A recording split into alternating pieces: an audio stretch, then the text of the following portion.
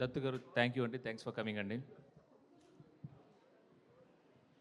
And మా caste గురించి, మా కురువు గురించి చాలా డీటెయిల్డ్గా ఒక్కొక్కరి పేరు మెన్షన్ చేయాలని ఉంది. దానికి ఒక సపరేట్ ఫంక్షన్, ఎలాగో చాలా దూరం వెళ్తాం మేము, చాలా సక్సెస్ ఫంక్షన్స్ ఉన్నాయి. సో ఒక్కొక్కరి గురించి పర్టికులర్గా మాట్లాడతాను. సో ఇప్పుడు పర్టికులర్గా చెప్పాలంటే చేదు గారు, మీకు నాకు ఉన్న కోఇన్సిడెన్స్ ఏంటంటే, మీ lucky charm Visakha queen. Okay, same నా జీవితంలో కూడా నా lucky charm Visakha queen. Done. And Devi garu, Vasu గారు, ఒకటే ఒక లవ్ స్టోరీ ఉందండి నా జీవితంలో. ప్లీజ్ దయచేసి అదేందని నా క్వీన్ని బీస్ట్ చేయొద్దు మీరు. డన్. అండ్ నాగార్జున గారు, చైతు గారికి ఈ హిట్ రావడం మీకు ఎంత సంతోషంగా ఉందో నాకు తెలుసు. మీ మాటల ద్వారా, మీ మొక్క కౌలికల ద్వారా, మీ ట్వీట్ ద్వారా నాకు తెలిసింది. ఒకటేంటంటే అండి, మీరెంత సంతోషంగా ఉన్నారో అంతకన్నా రెట్టింపు సంతోషం మేము ఉన్నాం. ఎస్, ఇది నిజం అండి, ఇది నిజం. ఓకే, ఇక్కడితో మొదలు ఇంకా అన్నీ సిక్సర్లే అండి.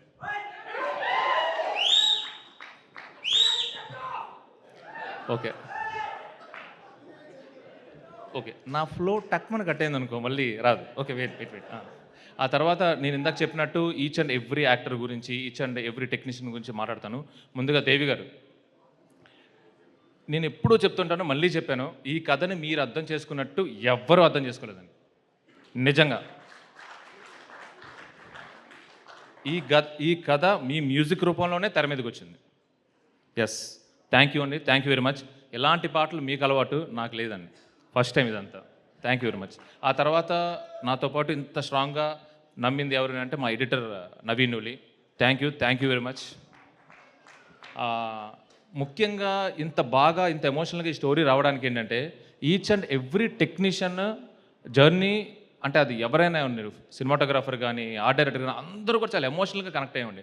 అందుకే ఇది ఇంత ఎమోషనల్గా జనం కూడా కనెక్ట్ అవుతున్నారు. Thank you very much. And Vasu గారు, మినిమం ఆయనకి మనుషులతోనే రిలేషన్, వాళ్ళ సక్సెస్తోనూ ఫ్లాప్స్తోనూ కాదు. అక్కడ సీరియస్లీ అండి, అంటే నాకు ఈ సినిమా అవకాశం ఇచ్చింది నాకు సవ్యసాచి తర్వాత. 10 రోజుల తర్వాత పిలిచినప్పుడు చాలా క్యాజువల్గా నెక్స్ట్ సినిమా ఎప్పుడమ్మా అన్నారు. అది ఒక సైకలాజికల్గా ఒక టెక్నీషియన్కి, మనిషికి ఎలాంటి బూస్టప్ ఇస్తుందంటే అది ఇంకా. సో ఆఫ్టర్ కార్తికేయ 2 తర్వాత కూడా మళ్ళీ సేమ్ ఆయన.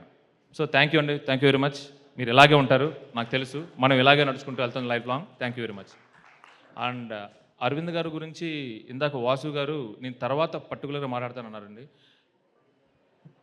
నా లైఫ్లో నేను చాలా విషయాలు మా నాన్నగారిని చూసి ఒక డిసిప్లిన్, ఒక భక్తి, ఇవన్నీ నాకు వచ్చాయండి. అంటే ఆబ్వియస్లీ అందరు పేరెంట్స్ లాగే, అందరు చిల్డ్రన్ లాగే ఫాదర్ అంటే అంత భక్తి ఇది ఉంటుంది అన్నమాట, ఇష్టం అన్నీ ఉంటాయి. బట్ మా ఫాదర్ అంటే ఇంకా చాలా ఎక్కువ ఇష్టం. అంతకన్నా ఇంకా గొప్ప క్వాలిటీస్ ఉన్నాయా ఎవరిలోనా అని చూసుకుంటే మాత్రం నాకు అరవింద్ గారిలో కనిపించిందండి. అది ఇంకా వేరే లెవెల్ అండి. సో వే ఆఫ్ లైఫ్ అనేది నాకు ఎక్కడన్నా తట్టింది అంటే, ఒకరికి సద్గురు దగ్గర, ఒకరికి రామకృష్ణ పరమహంస దగ్గర, కొంతమందికి స్వామి వివేకానంద ఉన్నట్టు నాకు అరవింద్ గారు అండి. సీరియస్లీ స్థితప్రజ్ఞుడు. శోభిత గారు తెలుగు ఓకే. నాకు ఇంకొక హ్యాపీ థింగ్ ఏంటంటే, చాలా బాగా తెలుగు మాట్లాడతారు. హ్యాపీ థింగ్ అంత ఆ తెలుగు యాజ్ ఇట్ ఈజ్ మా హీరో కూడా ట్రాన్స్ఫర్ చేసేయండి ప్లీజ్. ఎందుకంటే ఫ్యూచర్లో ఒక గొప్ప హిస్టారికల్ మూవీ చేయబోతున్నాం.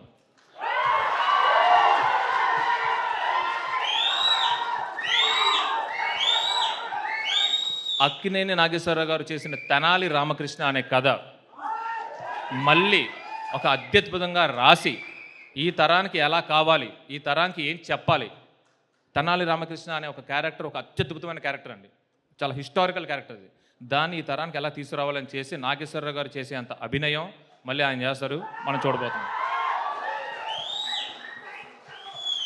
ఫైనల్గా థ్యాంక్ యూ అండి, థ్యాంక్ యూ అరవింద్ గారు.